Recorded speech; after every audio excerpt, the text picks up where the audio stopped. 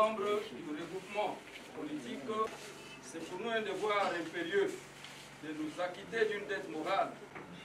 Manifestation. Bien sûr, vous le comprenez, notre invitation aux autres, merci pour avoir rendu possible. Vous savez très bien que notre pays, la RDC, ce dernier temps, on observe dans notre pays des tensions dues à l'organisation et à la tenue prochaine des élections. Et ces tensions-là sont de nature à créer un climat malsain.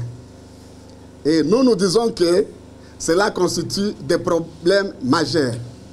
Et ces problèmes, vous le savez tous, sont liés à l'organisation des élections à partir de l'utilisation de la machine à voter.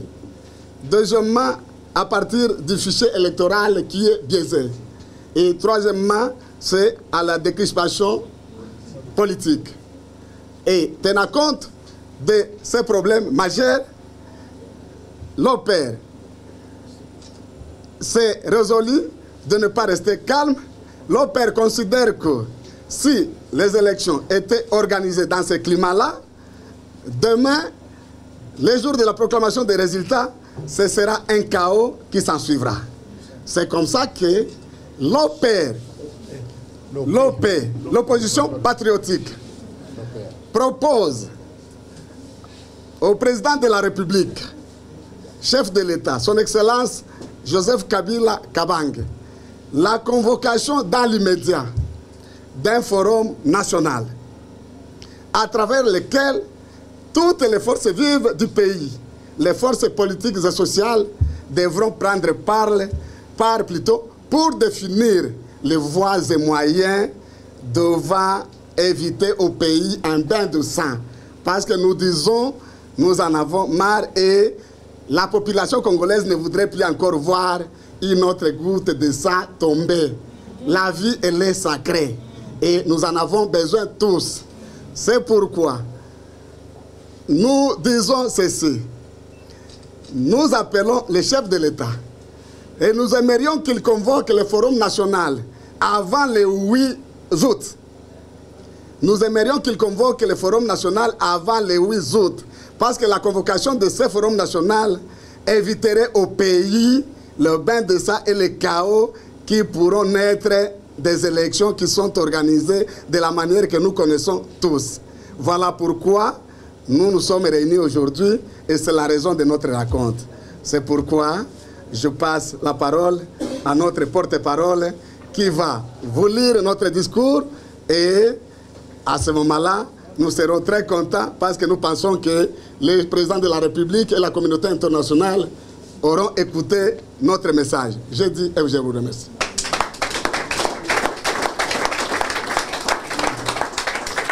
Je voudrais exprimer l'émotion de la peine que nous ressentons quant à la situation critique que traverse notre pays.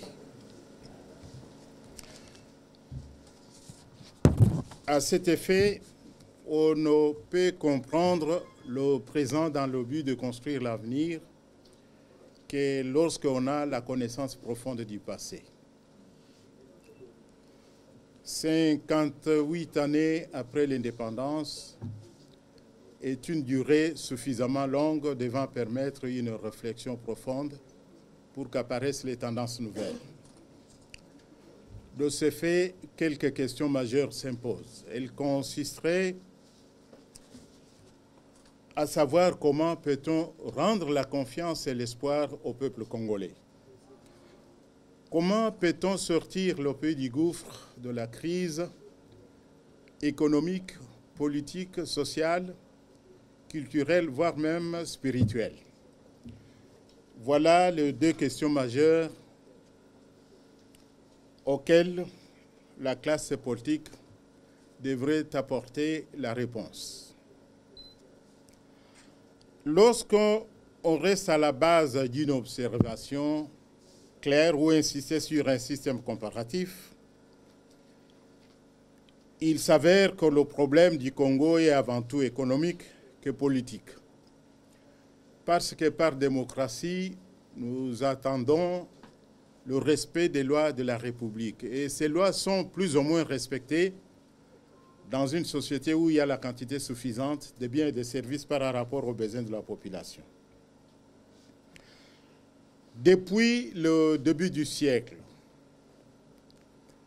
les missions de l'État moderne, c'est-à-dire un État de droit, se sont de plus en plus diversifiées tout en entraînant ses objectifs vers la croissance économique qu'il doit atteindre. La croissance économique est dans une large mesure fonction de l'investissement, mais la composante la plus appréciée de l'investissement, c'est le capital. En Chiluba, on dit Kantukubianza, Kajikafila Bukoro Wajitum. Fezanjo inaleta kama hendeleo. Kiako, kiangani, kiangani.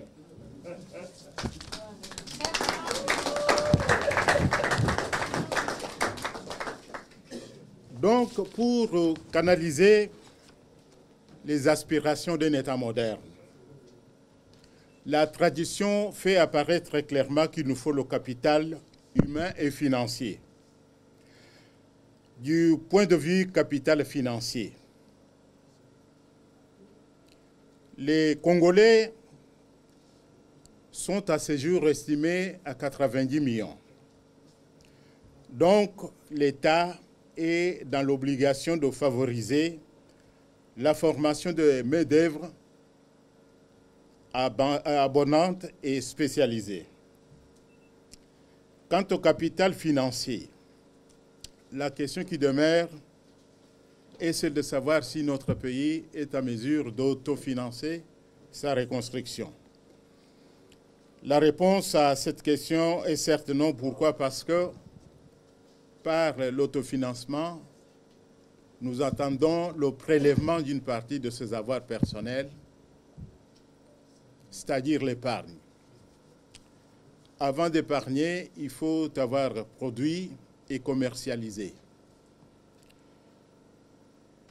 Une question qui surgit, c'est de savoir qu'est-ce que le Congo produit aujourd'hui, qu'est-ce qu'il vend pour réaliser le bénéfice qui lui permettrait de dépenser une partie, garder une partie de côté pour faire face à ces dépenses les jours J sans faire recours à l'emprunt.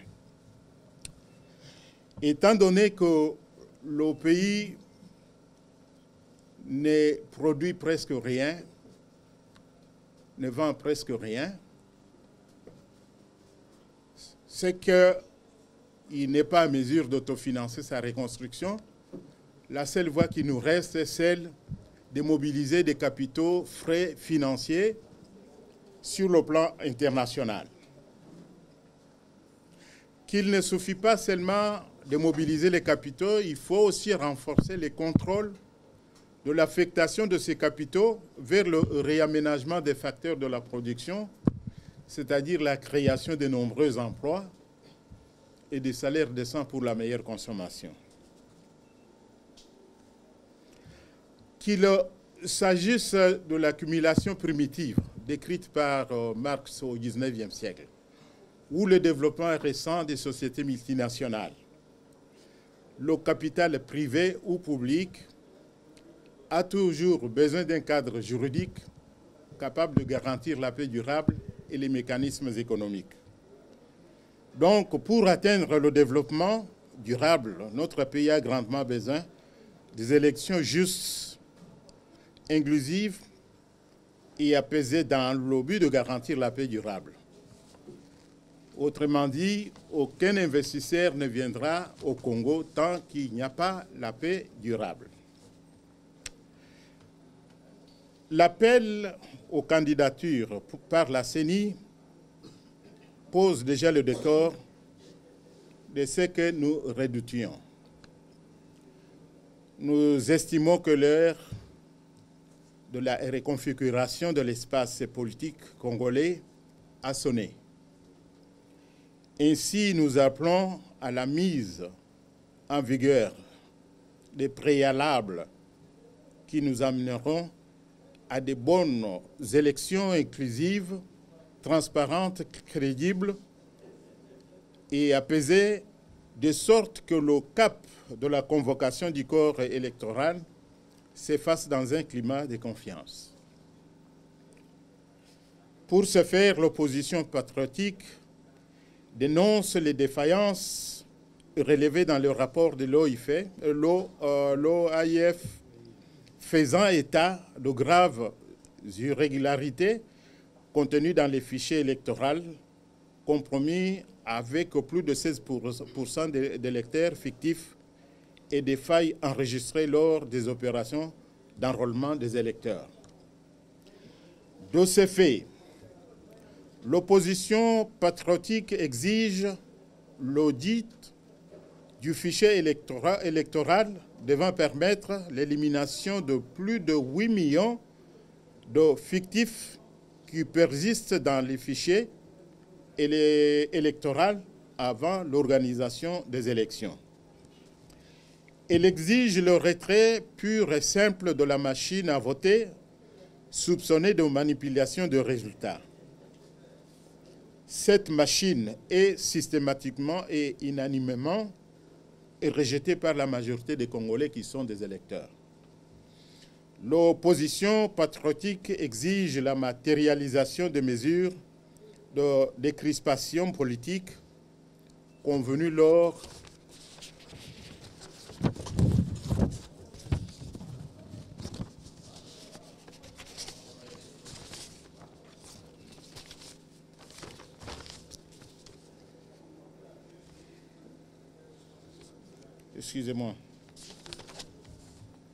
convenu lors des dialogues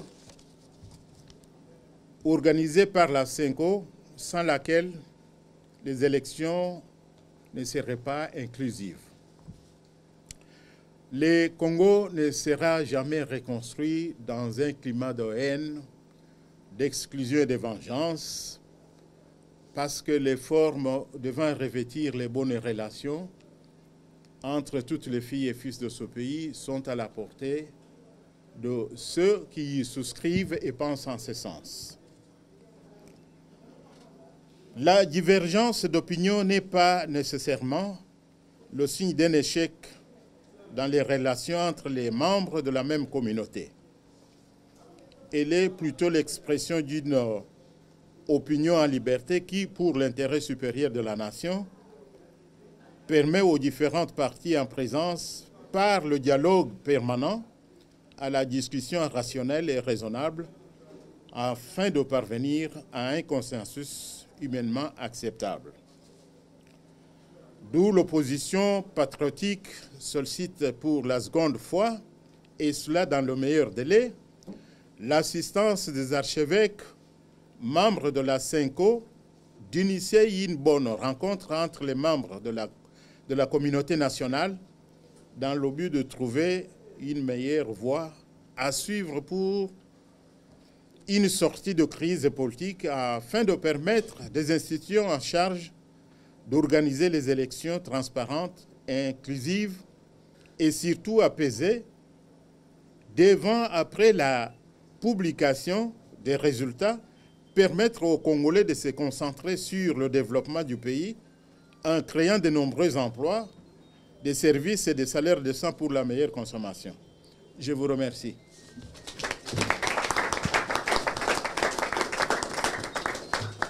Vous avez dit que, nous avons compris, vous organisez votre plateforme et vous demandez la mise en place d'un forum national et dans l'immédiat. Et vous demandez à ce que la CENCO puisse aider, essayer de mettre toutes les forces politiques, société civile, ensemble pour discuter avec les fichiers biaisés, sans la décrispation politique. Or, dans l'accord de la Saint-Sylvestre, il y a ces problèmes-là majeurs qui demeurent. Le problème lié à la décrispation politique, c'est un problème qui essaie un peu de coincer les choses. Et vous-même, vous voyez que ces problèmes-là n'est pas résolu et vous demandez à ce que la CENCO puisse mettre encore les autorités, les Congolais, sur autour d'une table pour parler encore des élections. Ma question est que comment vous voyez cela? Remettre le prélat, la SENCO autour d'une table avec les forces politiques en place et parler encore des élections pendant qu'il y a une question pendante là et un problème majeur qui demeure. Et de crise. Là, nous sommes devant un fait accompli. Je crois que la moindre des choses, lorsqu'on a un problème qui se pose,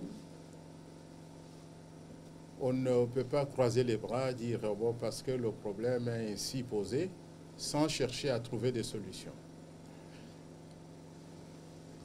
Je voudrais un peu revenir parce que je vous avais dit tout à l'heure qu'on ne peut comprendre le présent que lorsqu'on a la connaissance profonde du passé.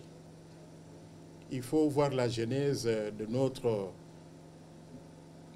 politique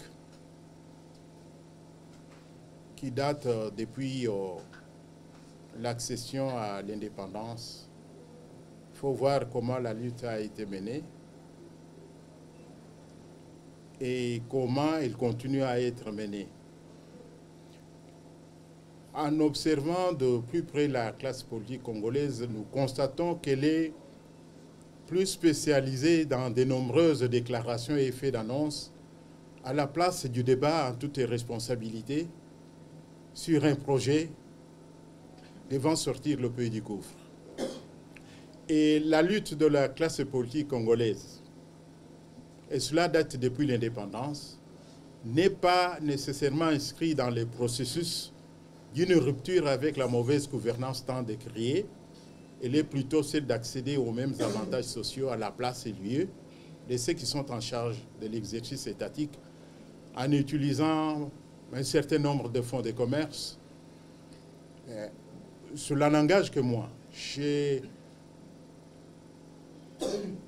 suis mal à l'aise lorsque je arrive à cette conclusion de soupçonner même l'idée de l'indépendance qui avait utilisé les mots indépendance dans le but d'accéder aux mêmes avantages et sociaux lorsque les Belges quitteront le pays pour habiter leur maison, travailler dans les mêmes bureaux, rouler avec le même véhicule que le Belge utilisait, tout en oubliant que le bureau, la maison, était repeint chaque année, le véhicule entretenu chaque mois, sans attendre qu'il tombe en panne, et que la parcelle où habitait le Belge, il y avait même un jardinier qui payait les impôts grâce à son salaire.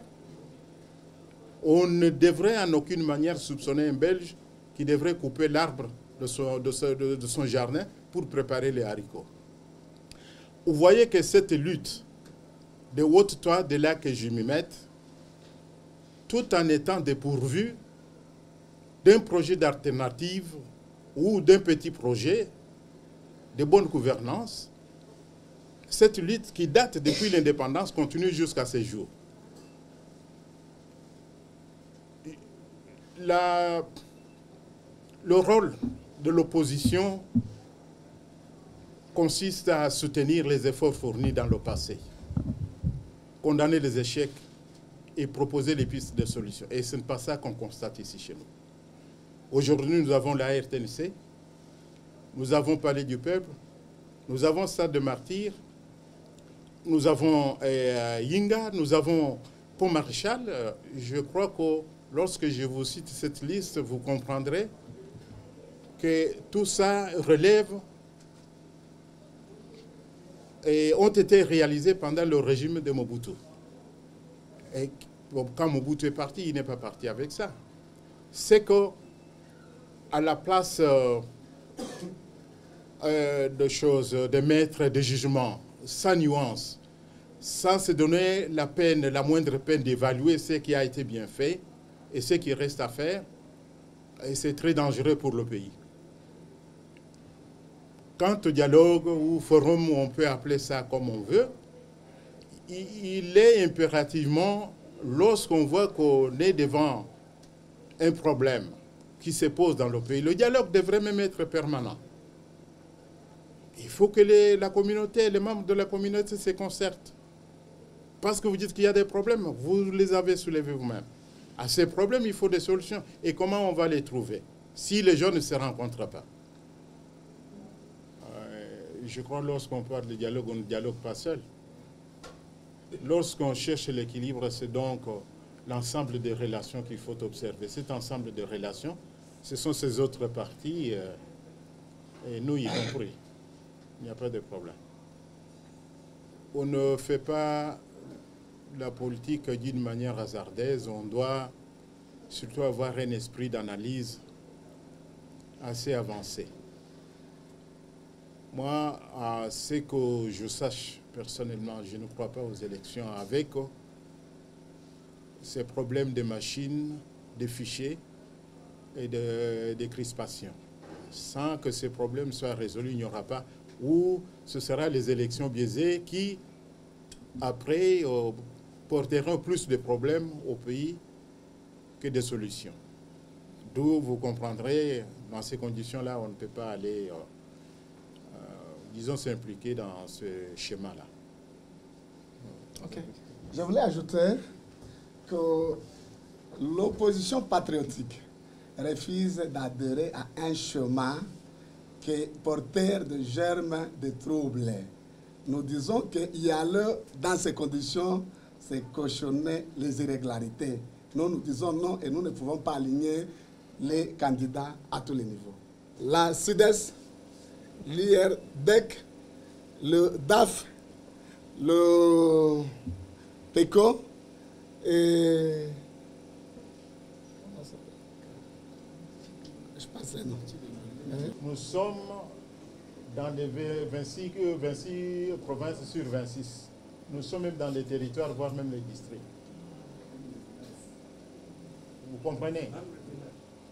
Même le village. C'est que nous ne voulons pas nous engager dans une situation dont on connaît déjà et les revers d'avance. Seriez-vous disposé à accepter à ce qu'il y ait des choses, des élections qui vont poser des problèmes, qu'il y ait le sang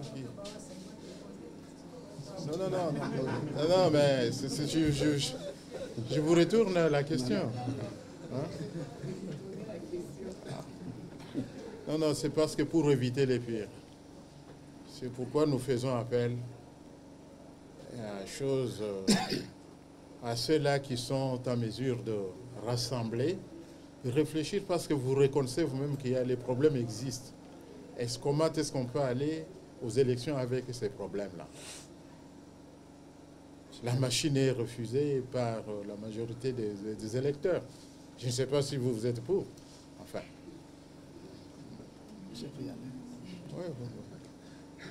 Je voudrais ajouter, madame, vous dites que demander la convocation d'un forum, ne pas vouloir, ou accompagner ceux-là qui sont au pouvoir et ne pas vouloir une alternance. Oui. Okay. Nous disons ceci. La manière dont les élections sont organisées aujourd'hui ne permet pas l'alternance. Et vous ne nous direz pas le contraire.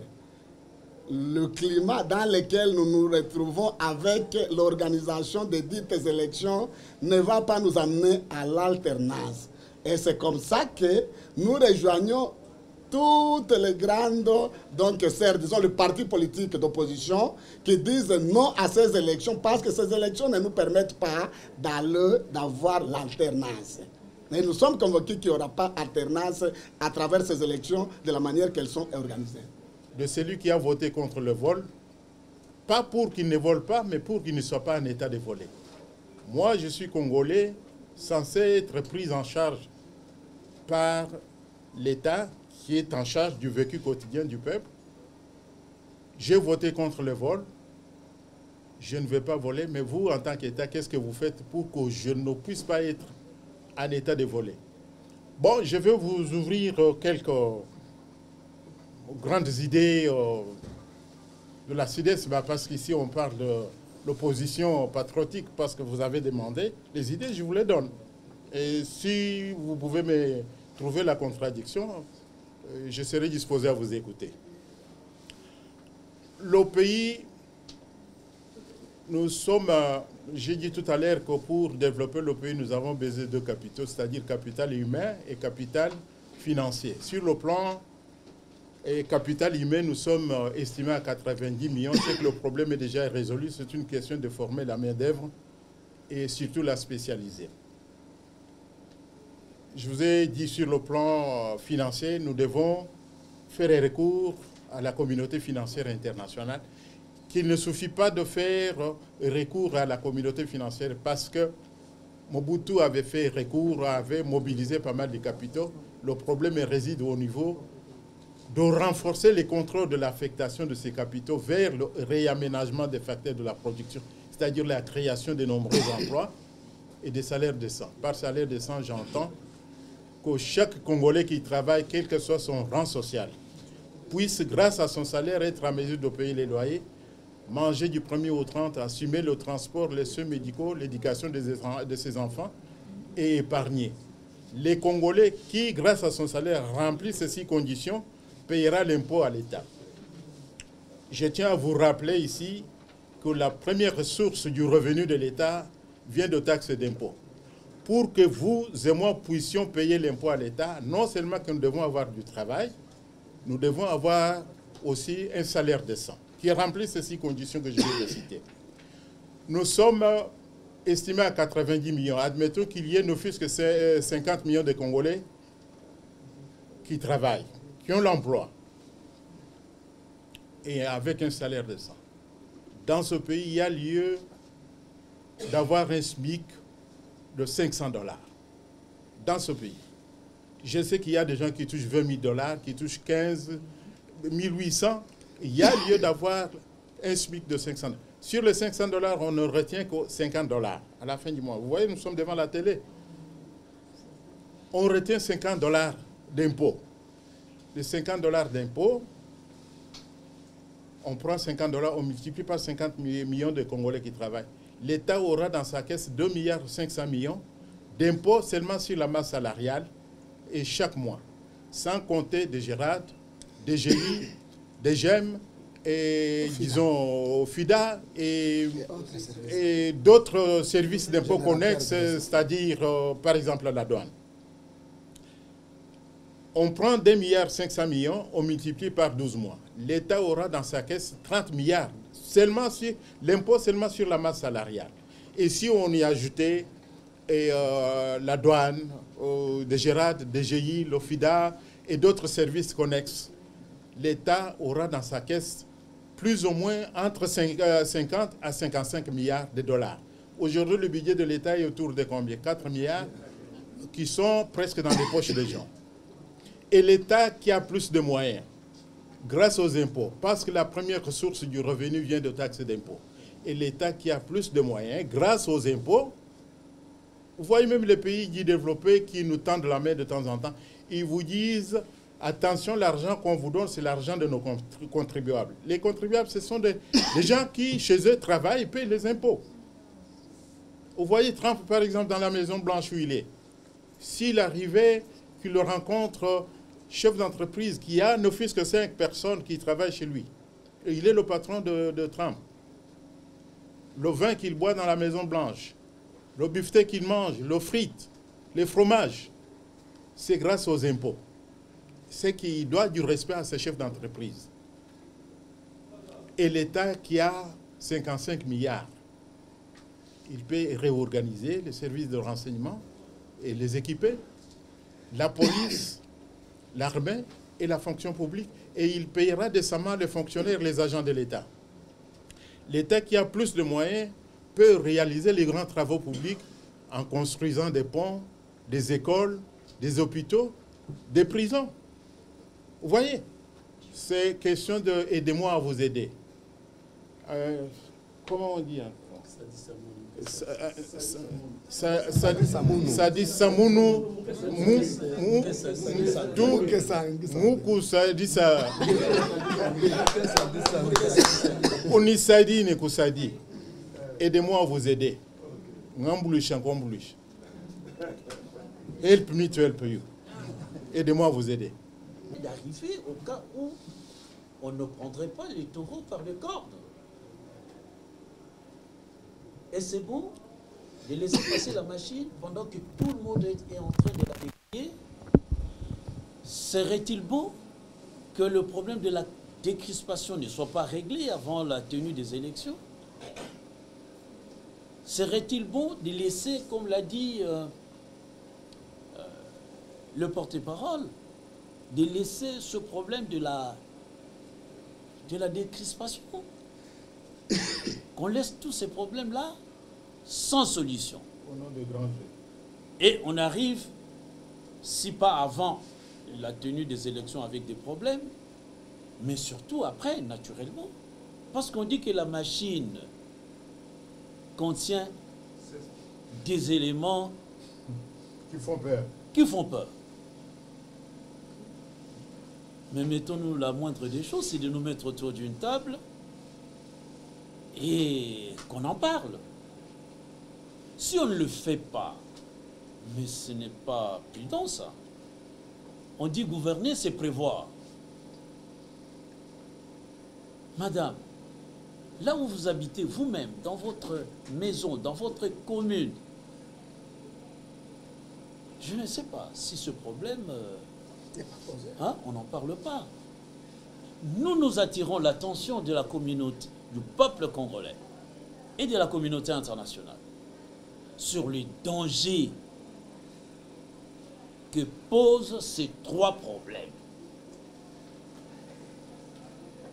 C'est pas que l'opposition, à chaque fois, parce qu'on est à la veille, s'il faut, de notre point de vue, même reculer les élections d'une semaine, pour bien les faire, nous, ça ne nous dérangerait pas du tout. C'est clair comme l'eau des roches. Nous voulons la paix, nous ne voulons pas qu'il y ait des morts. Madame, vous qui êtes de la presse, vous n'avez pas suivi Macron? Vous n'avez pas suivi le président rwandais? Vous n'avez pas suivi le président angolais aux sorties de l'Élysée? Ce sont tous ces problèmes-là qui font peur. Nous voulons la paix. Nous voulons la paix. C'est pourquoi nous attirons l'attention de tout le monde, des décideurs. Lorsque nous citons la Cinco, lorsque nous citons le président de la République, c'est à titre indicatif. Mais le président de la République, c'est lui le garant de la nation.